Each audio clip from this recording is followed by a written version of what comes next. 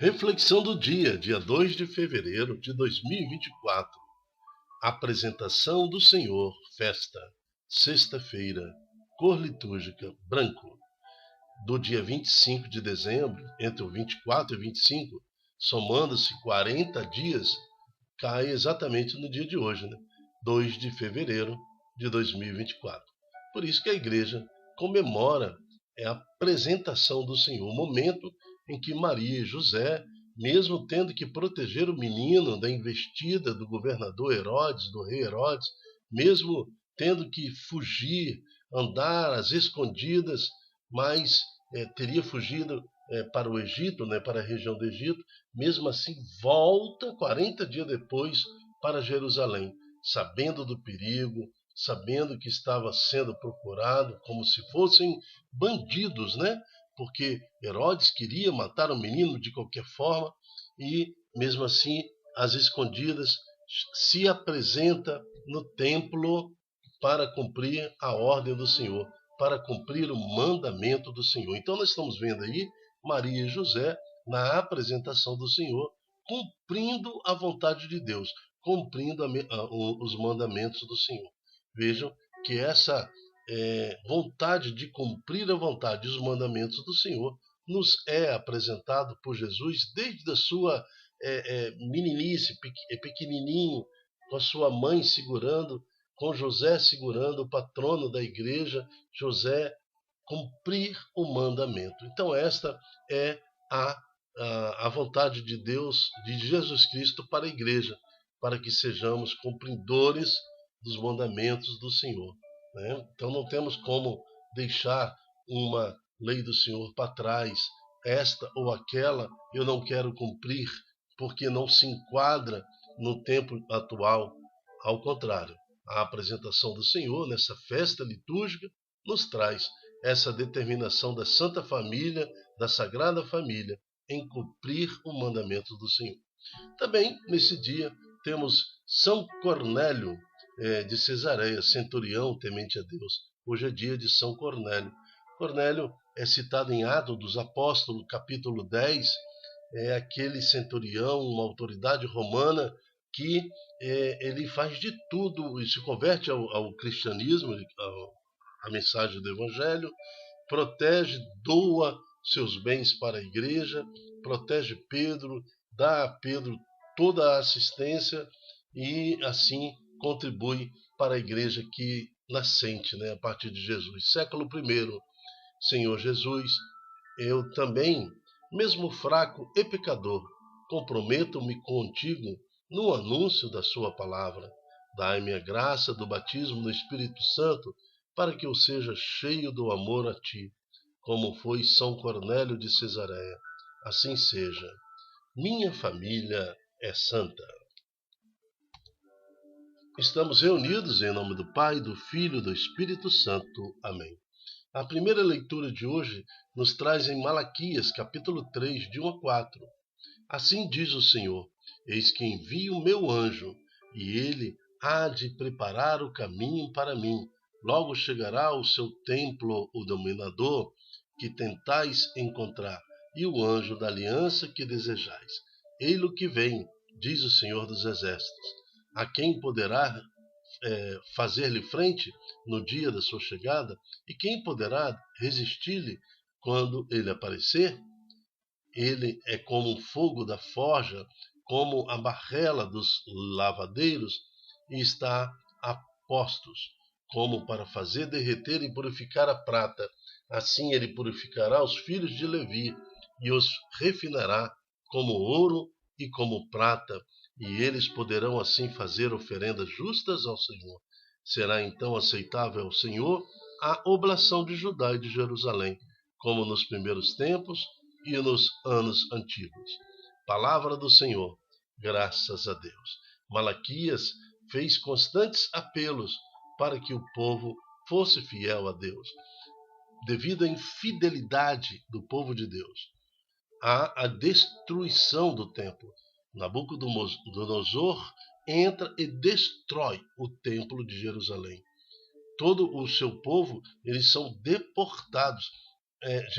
Israel fica 80 anos longe da sua nação, servindo uma outra nação como escravos, humilhados, tudo porque desprezaram a ordem de Deus, desprezaram a proteção do Senhor. Não é que Deus se vingou do povo de Israel por eles não ter adorado ao Senhor. Não, deixou eles pela sorte. O Senhor deixou a população por sua própria sorte, porque eles rejeitaram a proteção do Senhor. Então não há aí uma vingança de Deus, não. Malaquias então surge como um profeta do Senhor, orientando para que o povo se arrependesse, para que olhasse para trás, olhasse quanta maldição eles atraíram para si mesmo, longe de Deus. E as profecias de Malaquias foram se cumprindo. O povo novamente clama a Deus proteção. E pela vontade de Deus, pela mão poderosa do Senhor, este povo que fora deportado consegue voltar 80 anos depois para sua nação e reconstruir o segundo templo. E aqui nessa profecia, ele fala exatamente de Jesus. Eis que envio o meu anjo, e ele há de preparar o caminho para mim. Então, este anjo é o próprio Cristo, mas este anjo também é o anjo que anuncia a Maria a concepção dela, que o Senhor estaria no nosso meio, a própria criança, né? O anjo da aliança que desejais. Ele que vem, diz o Senhor dos Exércitos, que poderá fazer-lhe frente. Ele chegará no templo. O dominador chegará no templo. E hoje nós estamos falando da apresentação do Senhor Jesus. Então, o próprio Cristo, o próprio Senhor, o próprio Deus pisou no templo de Jerusalém, cumprindo esta profecia falada em Malaquias, capítulo 3, de 1 a 4. Então, que possamos nós também estarmos atentos, pois o Senhor já esteve no templo, o Senhor já pisou no templo. Isto já aconteceu. Agora, o que falta acontecer agora é o julgamento. O Senhor irá julgar como o fogo da forja, como a barrela dos lavadeiros, né? Estará a postos, como para fazer derreter e purificar na prata, ouro e prata. Purificará os separados, os santos do Senhor, o julgamento final. Então, essa profecia de Malaquias, ela é completa e nos traz na liturgia de hoje a presença do Senhor no templo. Salmo. O Rei da Glória é o Senhor onipotente. Está no Salmo 23. O Rei da Glória é o Senhor onipotente. Mesmo com aquela criança que é apresentada no templo, é o Rei da Glória, é o Senhor, é o onipotente. Queremos também, diante desse salmo, pedir para que as portas dos nossos corações sejam abertas para a presença do Senhor. O salmo fala: ó portas, levantai vossos frontões, levantai-vos bem mais altos, antigas portas, a fim de que o Rei da Glória possa entrar. Então, da mesma forma que Maria e José chegaram no templo com o Senhor, né? Levantai, ó portas, o Rei da Glória está chegando. Então, da mesma forma que o nosso coração esteja aberto para receber o nosso Senhor, o Rei da Glória é o Senhor onipotente. Segunda leitura está em Hebreus, capítulo 2, de 14 a 18. Portanto, assim como os filhos participam do sangue e da carne, assim também ele participou do mesmo para aniquilar pela morte o senhor da morte, isto é, o diabo. Então, assim como os filhos participam do sangue e da carne, assim também ele participou do mesmo, para aniquilar a morte. Então, o Senhor se faz homem, participa da nossa realidade, dos nossos sofrimentos, e conhecendo o homem e a mulher na sua dor, na sua fraqueza, ele vence a morte. Né? A morte é o diabo, para libertar todos os que o temiam. Eles foram submetidos à escravidão pelo resto da vida, porque ele não se preocupa com os anjos, mas com os descendentes de Abraão. É por isso que ele tinha que ser em tudo como seus irmãos, ser misericordioso e sumo sacerdote, fiel no que diz respeito a Deus, a fim de expiar os pecados do povo, pois, tendo sido provado no sofrimento, ele é capaz de ajudar aqueles que são provados. Palavra do Senhor, graças a Deus.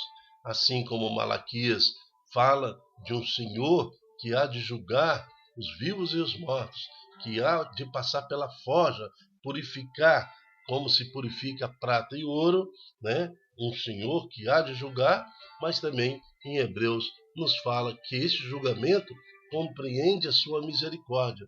O Senhor conhece as nossas dores, porque naquilo o que ele mesmo, sendo tentado, ele mesmo, como homem, viveu as situações e as misérias do homem, padeceu, pode socorrer aos que são tentados também. Que o Senhor então tenha misericórdia de cada um de nós e como igreja agora pedimos por esta geração presente para que ela não se perca no pecado, mas perdidos no pecado podemos socorrer, voltarmos para Deus e novamente implorar por sua misericórdia. No tempo de Malaquias deu certo, imploraram e eis que foi restituído o templo e a nação de Israel. Evangelho está em Lucas capítulo 2, de 22 a 32. O Senhor esteja conosco, Ele está no meio de nós. Proclamação do Evangelho de Jesus Cristo segundo Lucas. Glória a vós, Senhor. Quando se completaram os dias para a purificação da mãe e do filho, conforme a lei de Moisés, Maria e José levaram Jesus a Jerusalém a fim de apresentá-lo ao Senhor. Este versículo na Bíblia é muito importante. Maria e José, sabendo dos perigos às escondidas, mesmo assim foram no templo para cumprir a lei de Moisés, cumprir a lei do Senhor, como está escrito no mandamento do Senhor. Todo primogênito do sexo masculino deve ser consagrado ao Senhor. É isso que está escrito na lei. Foram também oferecer o sacrifício, um par de rolas e 2 pombinhos, como está ordenado na lei do Senhor. Em Jerusalém havia um homem chamado Simeão, o qual era justo e piedoso, e esperava a consolação do tempo de Israel. O Espírito Santo estava com ele e lhe havia anunciado que não morreria antes de ver o Messias, que vem do Senhor. Movido pelo Espírito Santo, Simeão veio ao templo. Quando os pais trouxeram o menino para cumprir a lei e ordenava, Simeão tomou o menino nos braços e bendisse a Deus. Agora, Senhor, conforme a tua promessa, podes deixar o teu servo partir em paz, porque meus olhos viram a tua salvação, que preparaste diante de todos os povos, luz para iluminar as nações e glória do teu povo Israel. Palavra da salvação. Glória a vós, Senhor. Veja que o profeta Simeão, então, ele pega a criança, levanta, né, esse homem, e ele fala luz para as nações. Da mesma forma que Malaquias fala muito tempo antes que o Senhor seria luz, eis que envia um anjo e que há de aparecer, preparar o caminho para mim. Logo chegará ao seu templo dominador, que tentais encontrar, o anjo da aliança que desejais, luz para as nações. Luz, a mesma luz profetizada em Malaquias capítulo 3, agora se concretiza na apresentação do templo. Jesus acabara de nascer e já foi para o templo cumprir a profecia que o profeta fizera anteriormente. Então, que a presença do Senhor no templo da nossa vida possa nos trazer luz e esperança, e na certeza que o Senhor, em toda a sua misericórdia, há de compreender as nossas fraquezas e nos restabelecer como seus filhos, santos e separados. Amém. Eu me chamo Dilton Góes. O nosso projeto chama-se Ai de mim, se não evangelizar. Qual é o objetivo desse projeto? É todo dia fazer a reflexão da palavra, nutrir as pessoas, a família, com conhecimento da liturgia do dia, para que mais pessoas se animem a multiplicar esta palavra nas suas redes sociais, no WhatsApp, no Instagram, no Facebook, onde quer que seja, para que essa palavra possa permear e encontrar corações e sustentá-los na presença de Deus.